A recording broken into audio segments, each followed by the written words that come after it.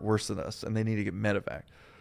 So we drove back there, man, on that same road, and I remember seeing the craziness of the car, the Humvee door be missing. I still don't know where the glass went. The glass is like this thick in the door, and it just wasn't anywhere. And this is the same day that you had just been blown up. Like an hour later. Like they just went and took over for us. And then by the time we got there, got checked out, they were already hit, and we had to go back.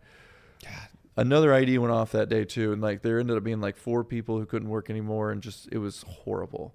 And but I drove back out there, and I remember the medevac coming in. They already medevaced the guy who was hurt, Weimer, who was like being medevaced out, and they came back for the civilians who were injured. Like they had blood all over their head, and like we wrapped them and sutured them up and stuff, and we're waiting for the medevac.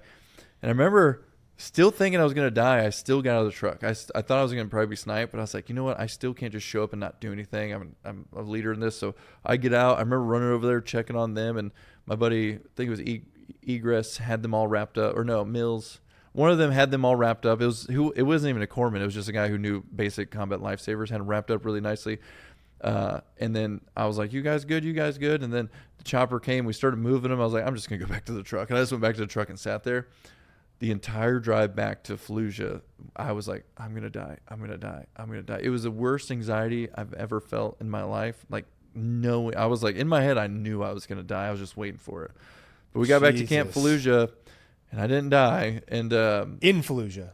Yeah. So this Camp Fallujah's in Fallujah. Camp Fallujah's, yeah, in Fallujah. Or was in Fallujah. Yeah. And so I get back there, and they don't send me home. They don't send me to get a CAT scan. They don't do anything. And so I just, for the next 4 months, I'm just COG of Camp Grizzly. Camp Bellawood, it switched when I was there. Same camp inside of Camp Fallujah, but they switched names. I forget which one was first.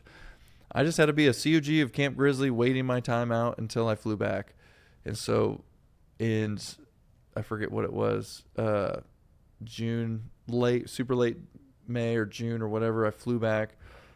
And then I was already checking out because I also had like 60 days of leave built up. And that's why I was able to check out pretty much 3 days after touching down from Iraq. I checked out of the Marine Corps. Wow. But they said, they're like, do you need to see medical? And I was like, I don't think so, because you didn't send me to see medical. And I didn't have to use my brain. So I would have expected that if I needed to, I'm like, you guys are the smart ones. Yeah. They kept saying they were going to send me to Balad when I was over in Iraq, and they just never did.